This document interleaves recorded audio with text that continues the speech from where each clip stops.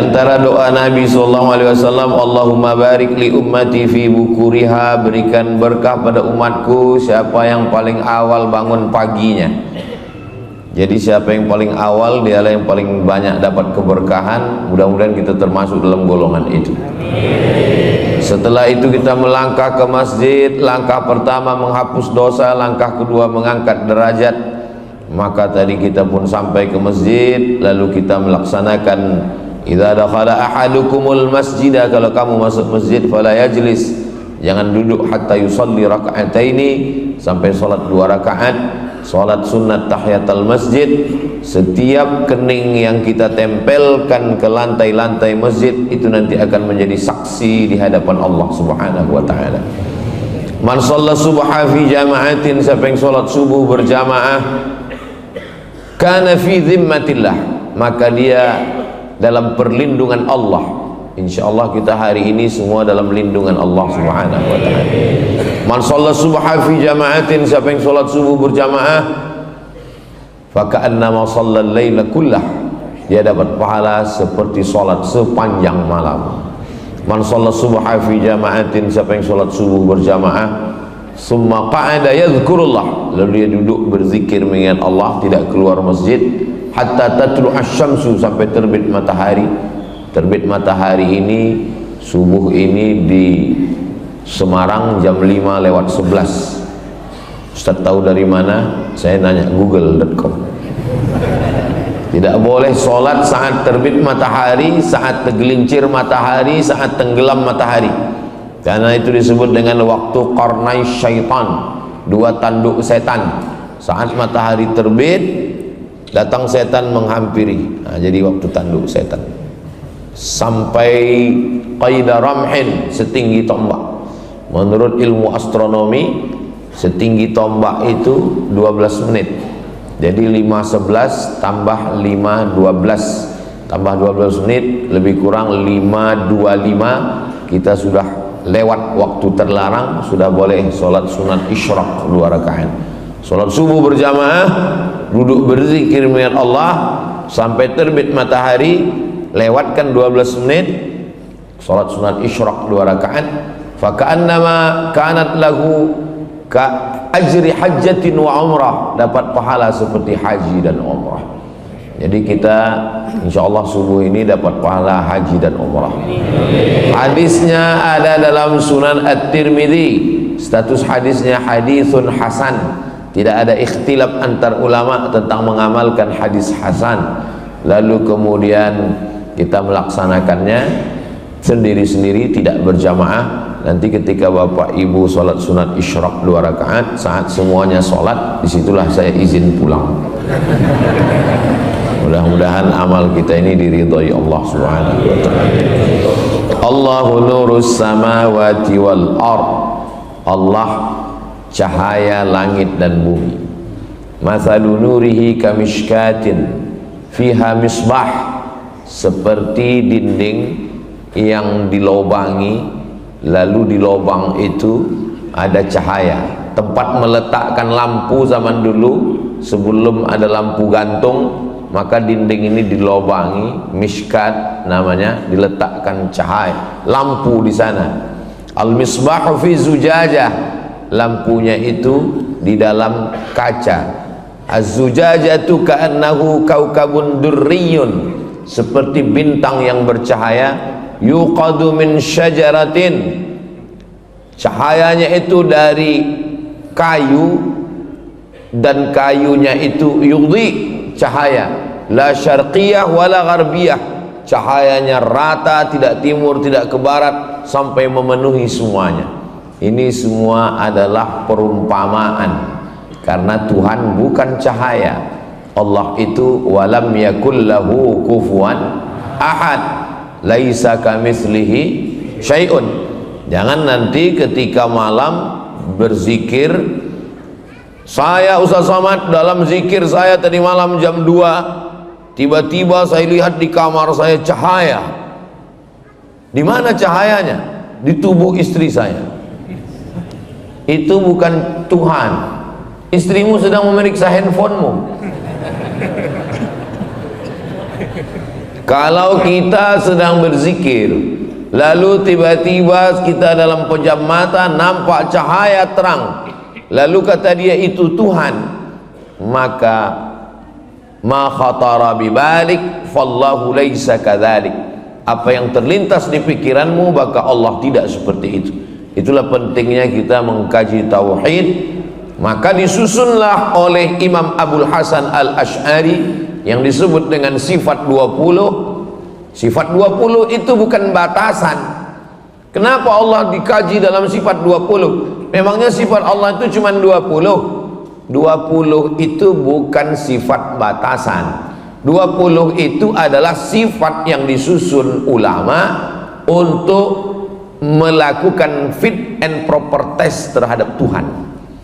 Sekarang ini yang mau jadi Tuhan itu menurut survei ada 4.000. Semuanya mau jadi Tuhan. Bagaimana cara menyeleksinya, mana yang lulus mana tidak? Yaitu sifat 20 itu. Jadi kalau ada orang mengaku melihat Tuhan, Tuhannya itu kata dia cahaya terang benderang dia lihat tadi malam, dan cahaya itu berkata, jangan sholat lagi karena kau sudah kuangkat menjadi wali. Bagaimana untuk menyatakan itu Tuhan atau tidak? Kembali pada sifat 20. Orang yang ngaji sifat 20 dengan satu sifat saja terbantahkan bahwa yang dia lihat itu bukan Tuhan. Dengan sifat apa? Wujud, qidam, baqa, kena pada pasal 4, mukhalafatuhu lil hawadis. Mukhalafatuhu lil hawadis, dia tidak sama dengan makhluk, sedangkan cahaya adalah makhluk. Maka siapapun apapun yang sama dengan makhluk, maka dia bukan Allah SWT.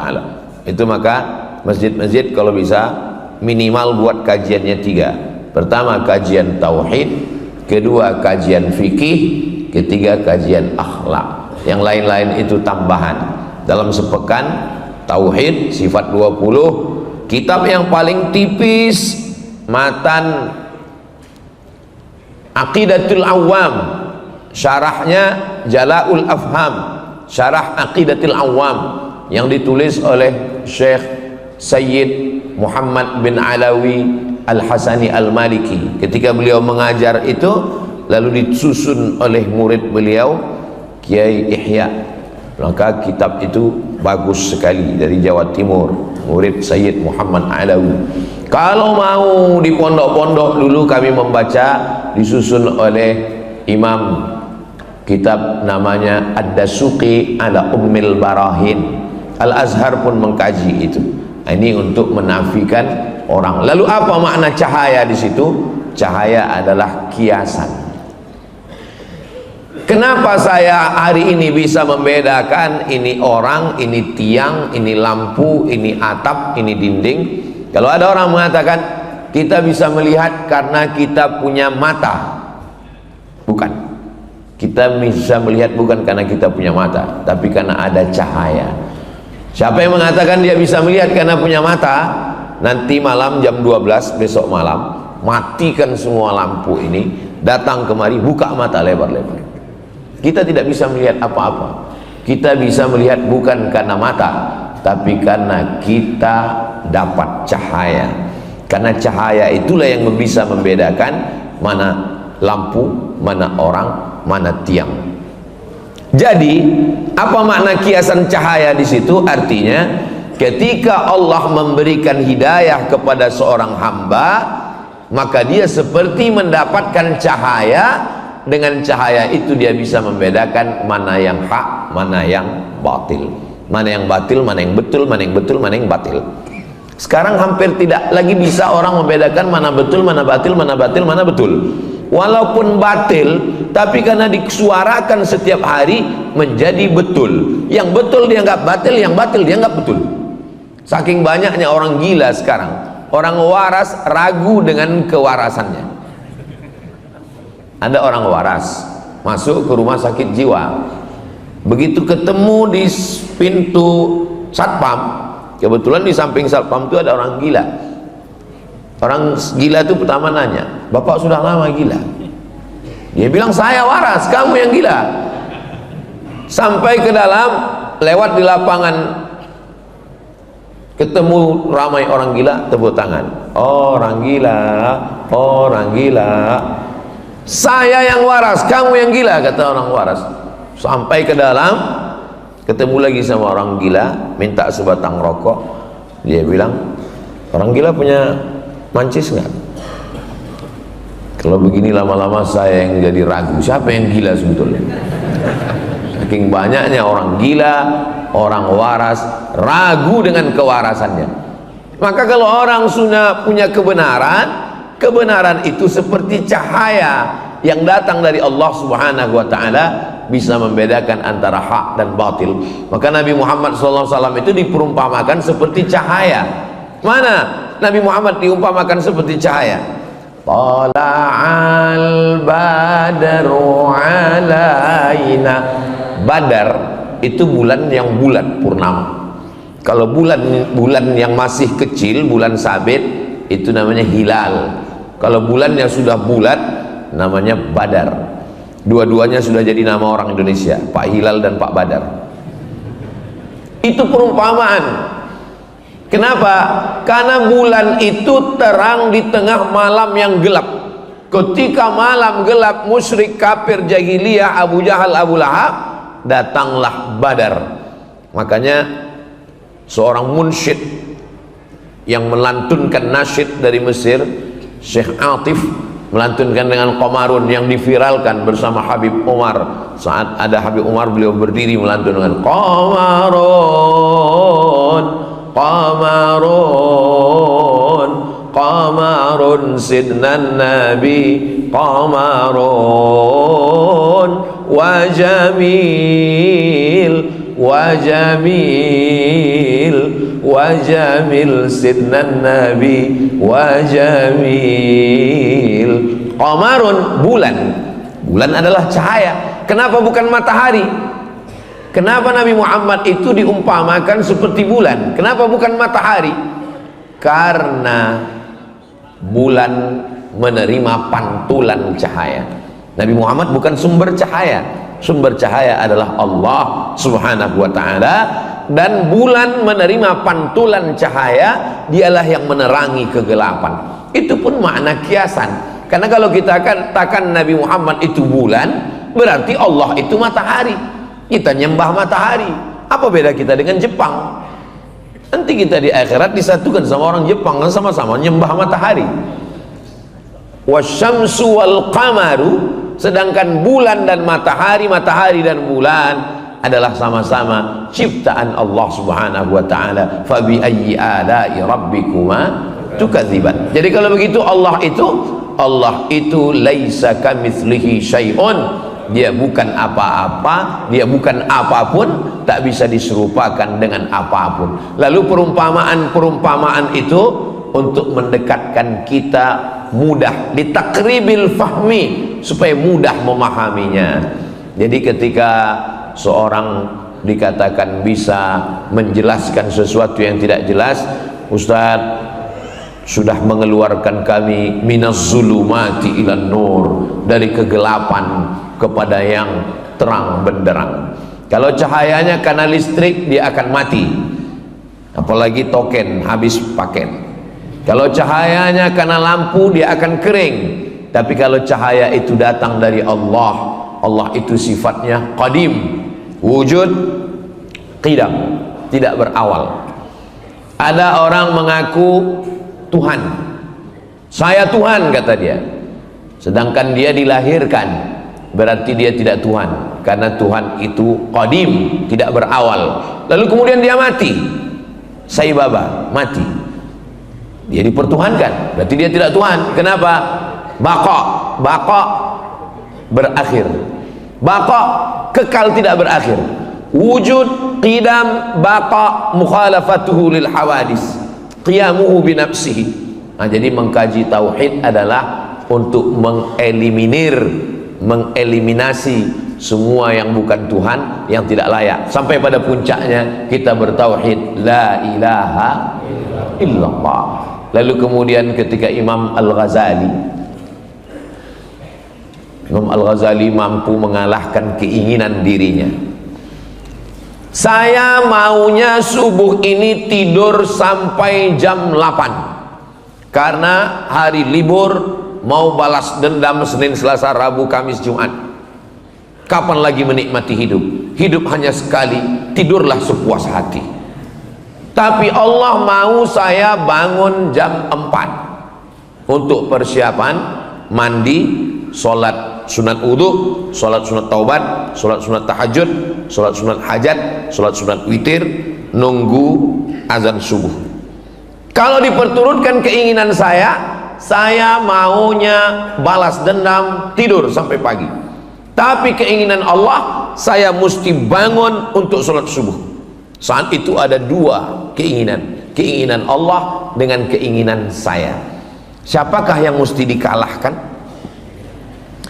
Ada orang selalu mengalahkan keinginannya, tapi ada orang, ya kita harus adil Pak Ustadz, sekali-sekali Allah juga mesti mengalah.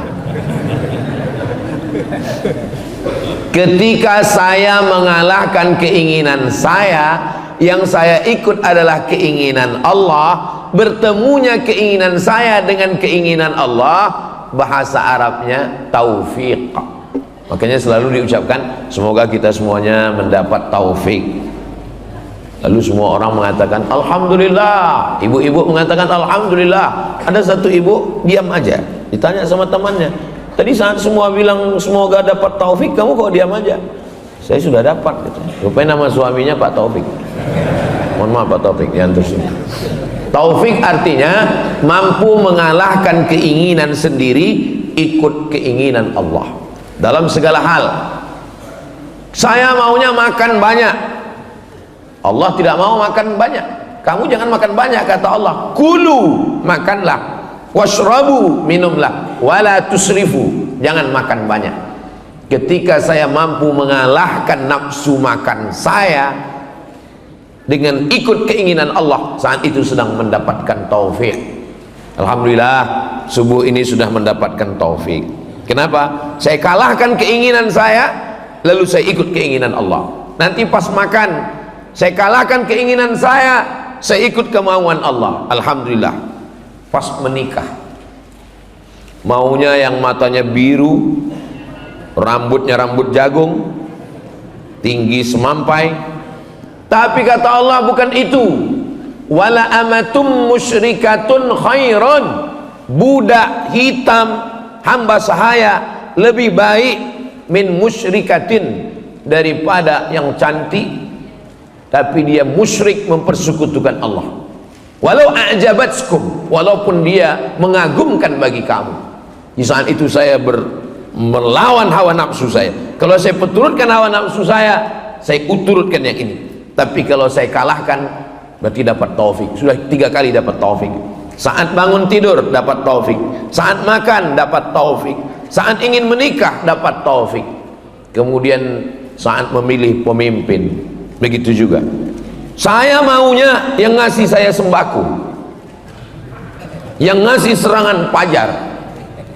Tapi menurut Allah itu adalah la'ana Rasulullah SAW ar-rashi wal murtashi, orang yang menyogok, yang menerima sogok dilaknat. Laknat artinya ba'idun anir rahmah, jauh dari rahman Allah. Lalu kemudian la tattakhidul kafirin, dalam ayat lain la tattakhidul yahuda wan nasara awliya, jangan kau angkat orang-orang yang tidak mempertuhankan Allah, mempersekutukan Allah, menjadi orang yang memikul tanggung jawabmu, yang ngurus lampu jalanmu, yang mengurus APBD APBN-mu. Aulia min dunillah.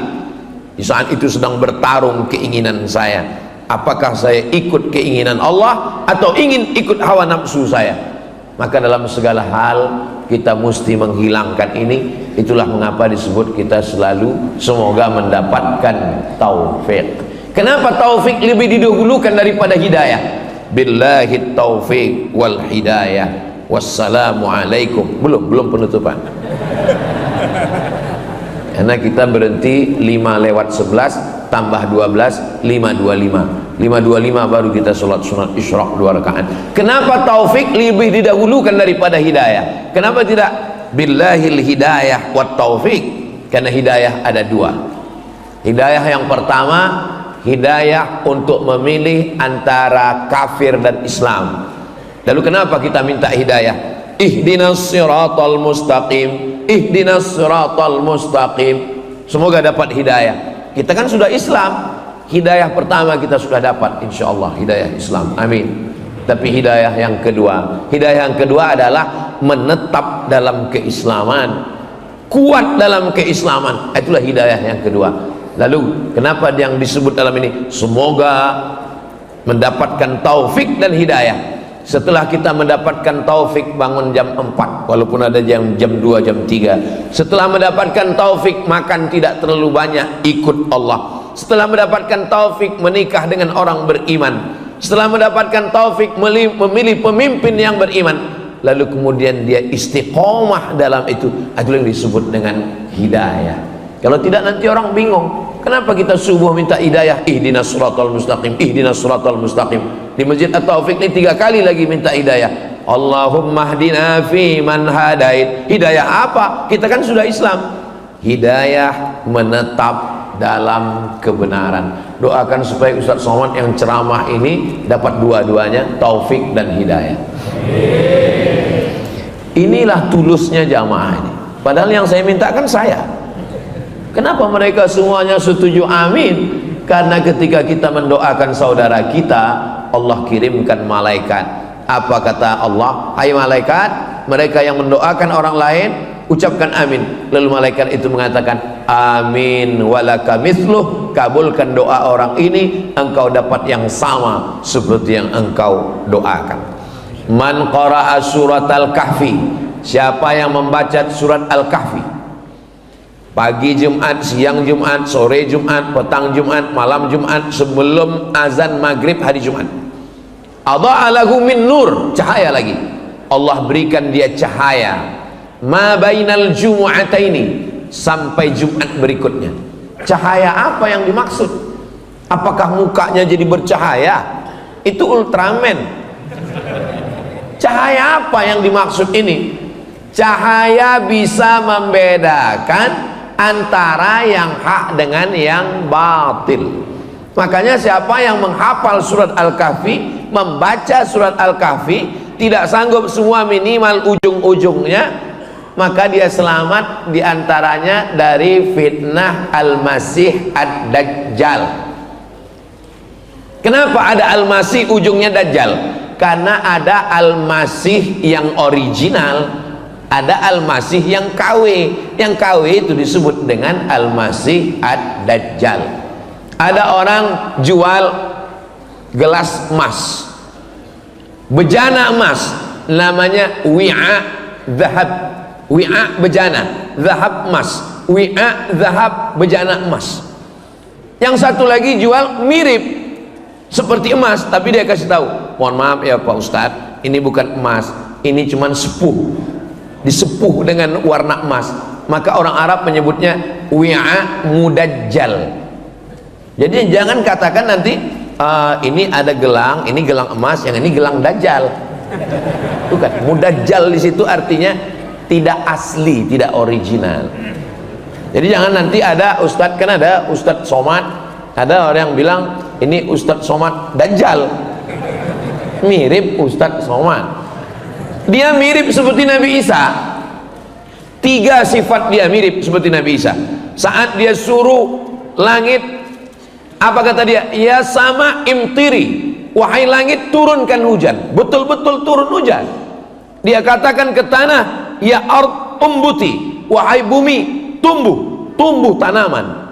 Lalu kemudian ada orang mati, dia katakan ya mayyit wahai mayat berdiri, langsung tegak. Lalu semua orang mengatakan dialah Al-Masih, padahal dia Al-Masih Dajjal, dia bukan Al-Masih yang asli. Makanya sebelum salam tadi kita minta Allahumma inni a'udzubika min adzabi jahannam wa min adzabil qabri wa min fitnatil mahya wal mamat wa min syarri fitnatil masihid dajjal. Sekarang Al-Masih Ad-Dajjal itu belum datang. Yang datang-datang itu sekarang baru Al-Masih Ad-Dajjal KW 99. Itu aja banyak yang tertipu orang. Bagaimana kalau yang Al-Masih Ad-Dajjalnya itu betul-betul datang? Nauzubillah. Mudah-mudahan kita terpelihara, terjaga. Kalau bisa sebelum dia datang kita udah mati duluan. Ini banyak orang yang nantang-nantang, mana Dajjal itu, mana? Malah ada yang ngejek-ngejek. Ustaz katanya manusia bisa ke bulan, bisa ke planet. Terus nanti kalau semua pindah ke Mars, Dajjal di sini kecewa dong. Ada tuh, saya tonton di video. Jadi sekarang orang jadikan agama ini sebagai lucu-lucuan. Sampai masanya nanti dia datang yang benar-benar serius, baru dia tahu. Saudaraku yang dimuliakan Allah Subhanahu wa taala, maka cahaya ketika kita bisa mengalahkan hawa nafsu. Di zaman Umar bin Khattab ada seorang laki-laki yang bisa tahu apa yang niat tamunya datang. Tamunya datang, dia kasih tahu, kamu pasti mau melakukan ini. Lalu kemudian datang Umar bin Khattab. Kata dia, Umar bin Khattab, kamu datang pasti mau membunuh saya. Kata Umar bin Khattab, kamu tahu dari mana? Kamu masuk Islam, kata Umar bin Khattab. Kata dia, tunggu 3 hari. Karena memang dalam Islam tunggu 3 hari. Lalu kemudian setelah 3 hari dia datang kepada Umar, dia katakan, asyhadu an la ilaha illallah wa asyhadu anna muhammadan rasulullah. Riwayat ini diceritakan oleh Syekh Ali Jum'ah. Ketika ditanya kepada dia, kenapa kamu bersyahadat setelah 3 hari? Karena saya selalu melawan hawa nafsu saya. Kalau nafsu saya mengatakan makan, saya enggak makan. Kalau nafsu saya mengatakan pergi, saya tidak pergi. Kalau nafsu saya mengatakan perang, saya tidak perang. Apapun yang dikatakan hawa nafsu saya lawan. Akhirnya saya bisa melihat sesuatu yang tidak dilihat manusia. Ini jawaban kenapa pendeta-pendeta yang tidak makan, tidak minum, tidak menikah, firasatnya tajam. Kenapa? Karena siapapun yang melawan hawa nafsunya, firasatnya akan tajam, bisa melihat sesuatu yang tidak dilihat manusia biasa. Itu terjadi pada Umar bin Khattab. Lalu kemudian ditanya ke dia, kenapa kamu masuk Islam? Karena hawa nafsu saya mengatakan jangan masuk Islam. Lalu saya lawan, asyhadu an la ilaha illallah wa asyhadu anna muhammadan rasulullah. Jadi kalau ada di antara kita ini bercita-cita, cita-citanya nggak terlalu tinggi, cuman ingin tahu tamunya mau apa, udah aja, nggak usah makan, nggak usah minum, tapi kue yang udah dapat boleh dimakan. Yang gara-gara ini Ustadz ini kayaknya nyindir, jangan. Tapi kalau mau tahu tamunya mau apa, jangan dulu, tahan dulu. Apapun yang bisikan hawa nafsu jangan. Seandainya Ustadz Abdul Somad dikasih Allah kemampuan untuk tahu hati orang, tahu niat tamu mau apa, Ustadz mau atau enggak? Saya enggak mau. Kenapa? Karena dengan tahunya saya niat tamu itu, saya lah jadi enggak tulus. Saya jadi tahu tamu ini mau minta endorse mobil pilkada misalnya. Lebih baik saya enggak tahu niat tamu itu apa, sehingga saya bisa kasih dia minum, saya bisa ngobrol dengan nyantai, lebih baik. Makanya sebagian wali-wali Allah yang melawan hawa nafsunya, lalu disingkapkan Allah rahasia, disingkapkan itu namanya kasyaf. Kasyaf artinya tirai yang tersingkap. Begitu tersingkap dia jadi tahu, langsung dia lawan hawa nafsunya yang katanya jangan makan, dia langsung makan. Supaya apa? Supaya tertutup kembali. Lebih baik tertutup daripada nampak. Ini banyak orang sekarang sengaja nggak makan, nggak minum, nggak tidur, nggak nikah. Supaya apa? Supaya tahu apa yang terjadi. Itu bukan puncak ilmu dalam Islam. Puncak ilmu adalah mendapatkan cahaya sehingga bisa membedakan mana yang hak, mana batil, mana betul, mana batil, mana benar, mana salah. Mudah-mudahan kita mendapatkan kebenaran itu insya Allah.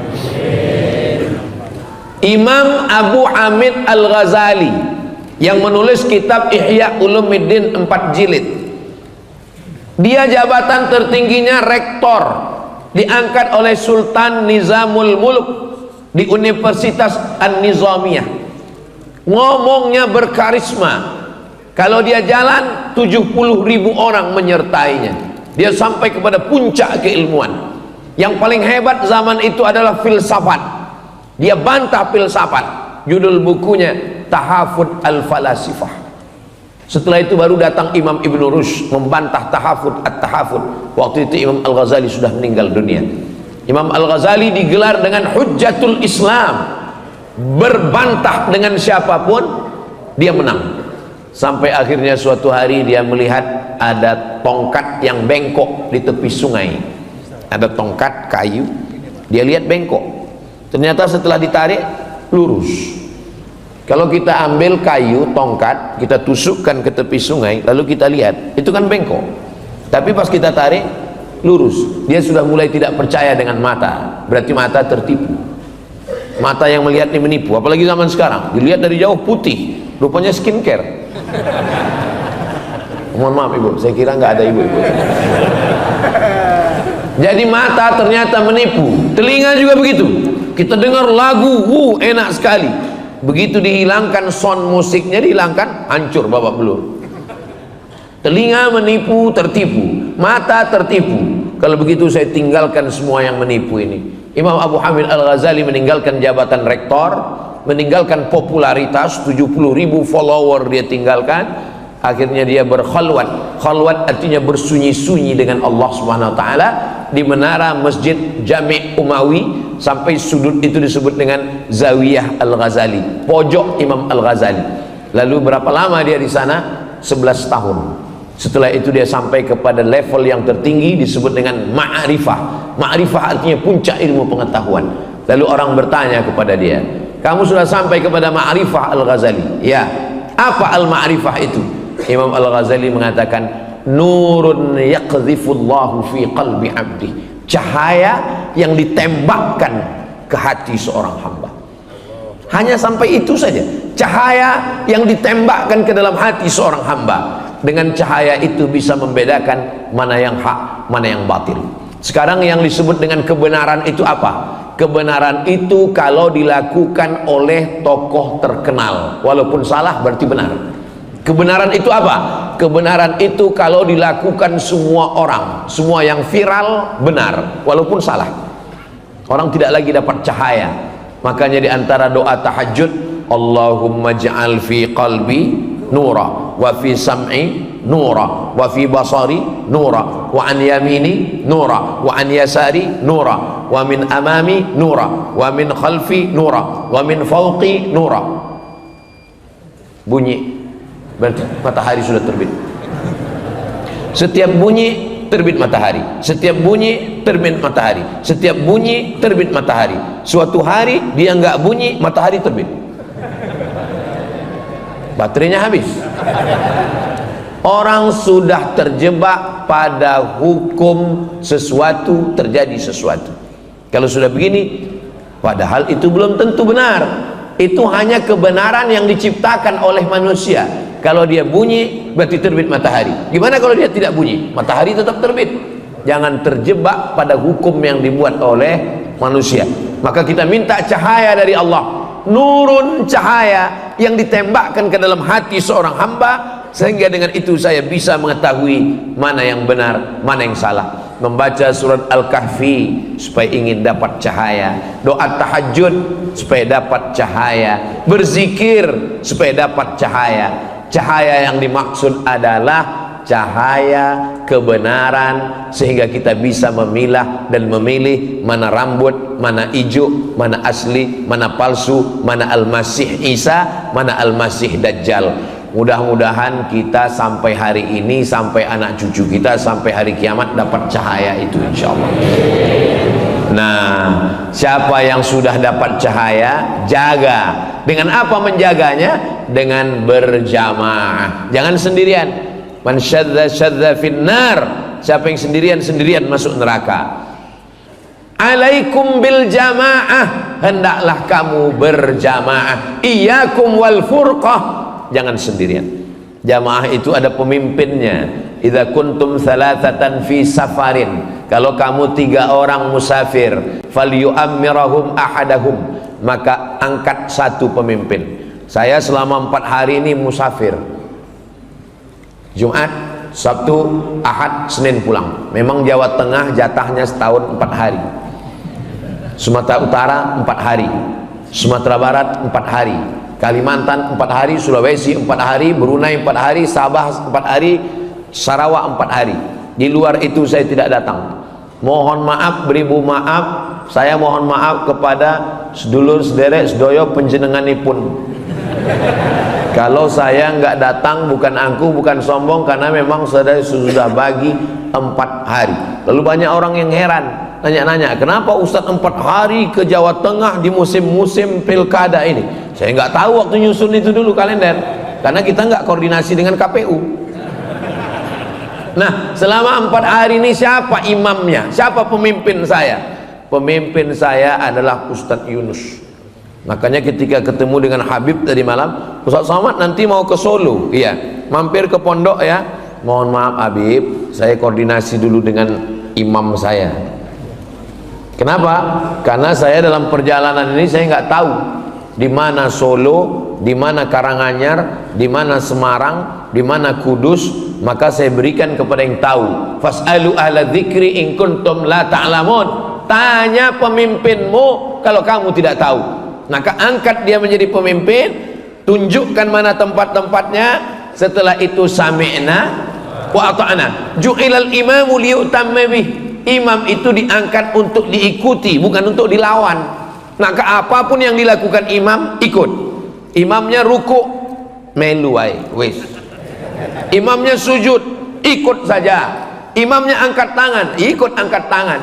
Allahumma hdina fi man hadait, amin. Wa afina fi man afait, amin. Wa tawallana fi man tawallait, amin. Wa barik lana fi ma a'tait, amin. Wa qina bi rahmatika syarra ma qadait, amin.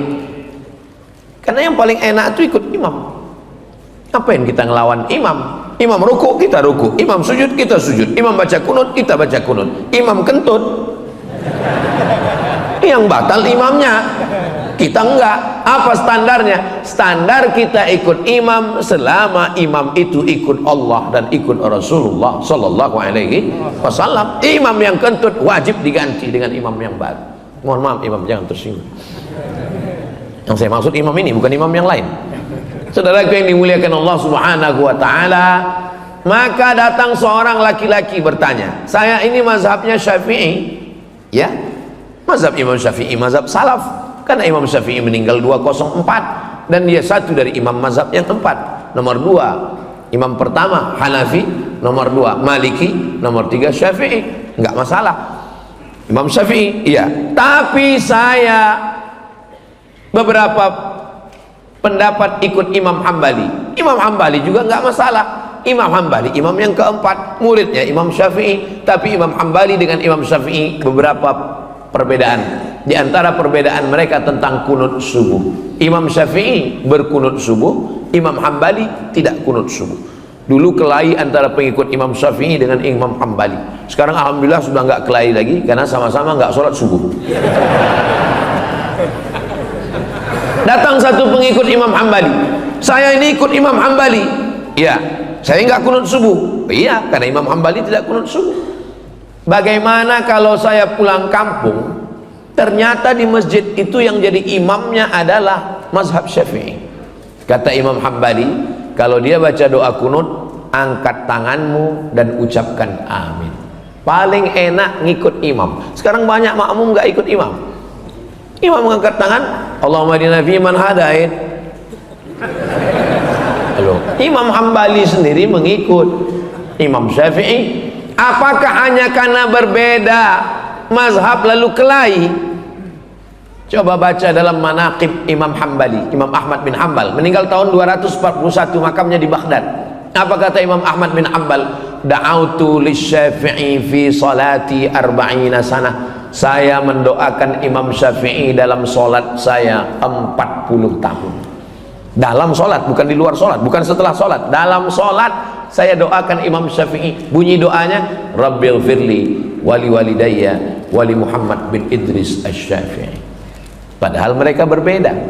Saya tidak minta bapak ibu doakan saya 40 tahun, tidak 4 tahun, tidak 4 bulan, tidak 4 hari, tidak 4 kali. Sekali pun jadilah. Rabbil firli wali walidayya wali Abdus Somad. Ampunkan aku, ampunkan kedua orang tuaku, ampunkan Ustadz Abdul Somad. Sekali bisa alhamdulillah, sekali nggak bisa. Ini Semarang ini dekat laut kan? Saudaraku yang dimuliakan Allah Subhanahu wa taala, maka berbeda mazhab, selama ada dalilnya ikutilah. Ulama besar Saudi Arabia namanya Syekh Ibnu Utsaimin. Lalu ditanya sama jamaahnya, Syekh Ibnu Utsaimin, ya, apa hukumnya membacakan Yasin pada orang yang sakratul maut? Yasin wal Qur'anil Hakim innaka laminal mursalin ala siratim mustaqim. Kata Syekh Ibnu Utsaimin, ada hadis bunyinya inna likulli syai'in qalban, segala sesuatu punya hati, wa qalbul Qur'an Yasin, hatinya Al-Quran adalah Yasin. Iqra'uha ala mautakum, bacakan kepada orang yang meninggal. Ulama yang mengatakan hadis ini sahih, maka dia bacakan, maka perbuatannya itu sunnah, karena menurut dia ini hadisnya sahih. Orang yang tidak mengakui hadis ini, dia mengatakan perbuatan itu bid'ah. Artinya apa? Satu perbuatan bisa sunnah menurut sebagian orang, bisa bid'ah menurut sebagian orang, tidak sepakat orang. Jadi kalau saya ditanya, menurut Ustaz Somad, membacakan surat Yasin untuk orang meninggal itu apa? Menurut saya sunnah, karena saya mengikut ulama yang mensahihkan hadis itu. Tapi menurut teman saya itu bid'ah. Iya bid'ah menurut dia tidak bisa bid'ahkan saya. Karena kalau dia katakan Abdul Somad kau pelaku bid'ah, bid'ah berarti dolalah, dolalah berarti finnar. Itu sama artinya dia merakatan kau Abdul Somad masuk neraka, nerakaku bukan nerakamu. Bagi engkau aku bid'ah, tapi tidak. Ada hal-hal yang kita sepakat. Kalau kita tidak sepakat dengan sesuatu, maka itu disebut dengan khilafiyah. Ini perbedaan mazhab. Tapi sholat subuhnya wajib. Masalah kunutnya khilafiyah, masalah usollinya khilafiyah, masalah zikir setelah sholat menurut mazhab Hambali jahar, subhanallah subhanallah subhanallah. Menurut mazhab Syafi'i jahar untuk ngajar makmum. Kalau makmumnya sudah paham, sir. Ustaz Somad kalau jadi imam zikirnya jahar apa sir? Saya jahar. Kenapa jahar? Karena makmum saya 3. Yang pertama mu'allaf yang baru masuk Islam, dia nggak tahu bacaannya. Yang kedua anak kecil yang datang, anak kecil. Setelah pulang nanti dia ditanya sama ibunya, tadi zikirnya apa nak? Nah dia nggak dengar. Kalau dia dengar pasti dia jawab subhanallah subhanallah subhanallah. Anak, masya Allah. Yang ketiga, dia bukan anak kecil, dia juga bukan mu'alaf, tapi subuh inilah subuh pertama kali dia sholat, dan dia nggak tahu bacaannya. Maka saya jaharkan itu untuk mengajar makmum. Makmum kan udah tahu Pak Ustadz. Sebelum angkat takbiratul ihram, apa kata imam? Sawus sufuf, luruskan saf. Apakah ada orang Islam yang nggak tahu? Semua orang Islam sudah tahu. Saya belum pernah sholat lalu imamnya ngomong, mohon maaf jamaah, saya nggak perlu meluruskan shaf, kan udah tahu semua kan? Kenapa diulang-ulang terus? Sawus sufuf, karena itu sunnah. Fa inna taswiyatas sufuf min tamamis shalah. Selesai itu tadi imam berdoa, saya ikut aminkan. Kalau banyak orang tidak mau lagi mengaminkan doa imam. Pas ditanya, kamu kok nggak ngaminkan? Alah, doa yang lamanya belum makbul Pak Ustaz. Kamu kenapa nggak ikut baca doa sama imam? Kami beda visi misi Pak Ustaz. Imamnya minta hujan, saya jual es krim. Yang kita mintakan itu bukan hujannya, rahmatnya.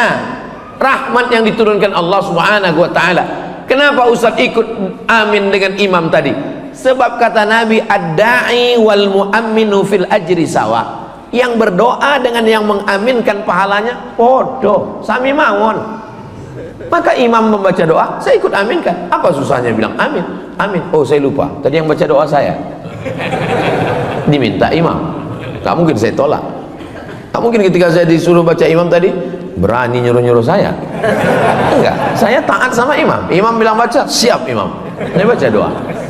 Lalu kemudian setelah itu kenapa kali kita zikir asmaul husna? Itu pun sunnah. Walillahil asmaul husna. Allah punya nama yang baik-baik. Fad'uhu biha. Ya Rahman, Ya Rahim, Ya Malik, Ya Quddus, Ya Salam, Ya Mu'min, Ya Muhaimin, Ya Aziz, Ya Jabbar, Ya Mutakabbir, Ya Khariq, Ya Bari, Ya Musawwir, Ya Ghaffar. Itulah enaknya kalau Asmaul Husna rame-rame. Yang nggak hafal nggak ketahuan. Anaknya nanya, "Papa hafal?" Hafal kalau rame, kalau sendiri enggak. Kenapa zikir itu mesti rame-rame, mesti bersuara keras? Karena malaikat dikirim Allah. Inna lillahi malaikatan. Ada malaikat-malaikat yatufuna 'alal ard. Malaikat itu berkeliling di atas muka bumi mencari majelis zikir. Begitu mereka menemukan majelis zikir, malaikat itu memanggil teman-temannya, "Halummu, halummu, mari kemari, ila hajatikum, inilah yang kalian cari." Dan mereka ikut berzikir dengan orang yang berzikir. Itulah makna hadis, idza dzakarani fi nafsihi dzakartuhu fi nafsi. Kalau hambaku itu berzikir sendirian, aku menyebutnya dalam diriku sendirian. Wa idza dzakarani fi mala'in, kalau dia berzikir beramai-ramai, dzakartuhu fi mala'in khairum min mala'ihim, aku sebut mereka di tempat yang lebih ramai dan lebih mulia. Maksudnya lebih ramai bersama malaikat, lebih mulia bersama malaikat yang tidak berdosa. Itu diantara dalil-dalil zikir berjamaah yang disusun oleh Al-Imam Al-Hafiz Jalaluddin Abdurrahman As-Suyuti. Sebagiannya disebutkan dalam kitab Al-Hawilil Fatawi tentang dalil zikir-zikir beramai-ramai. Di antaranya dalam kitab Musnad Ahmad bin Hanbal, setelah berzikir beramai orang berdiri. Ketika berdiri bubar, apa kata malaikat? Qumu maghfuran lakum, berdirilah kamu, dosa-dosamu sudah diampunkan Allah Subhanahu wa ta'ala. Maka nanti ketika kita berdiri, semua dosa-dosa kita sudah lepas semuanya. Tapi ingat, makanya kalau dengar ceramah itu jangan sambil ngantuk, dengar baik-baik. Yang lepas itu dosa, bukan hutang. Jangan pulang dari sini ditagih kapan? Kata Ustaz Somad tadi saya sudah lepas hutang. Ceramah saya semuanya bisa didengar ulang. Jadi kalau ada yang bohong ketahuan, karena saya nggak pernah buat kajian eksklusif tertutup. Semuanya bisa ditonton ulang di channel Ustaz Abdul Somad Official. Subscribe, like, share, and comment. Akhirnya kita sampai pukul 5.25, sudah masuk waktu sholat sunat isyraq. Nama waktunya syuruq, nama sholatnya isyraq pakai qaf. Kalau pakai kaf isyraq syirik. Kalau isyraq terbit matahari, kanat lahu ka ajri hajjatin wa umrah, maka dia dapatkan pahala seperti haji dan umrah. Maka untuk menjaga cahaya ini supaya tetap, jangan sampai cahaya ini 100 watt jadi 5 watt, kadang-kadang hidup kadang-kadang mati. Maka menghidupkannya itu adalah dengan ibadah. Salat subuh berjamaah menyala, salat isyraq menyala, salat duha menyala, zuhur, asar, maghrib, isya, tahajud, zikir, infak, wakaf, sedekah menyala abangku.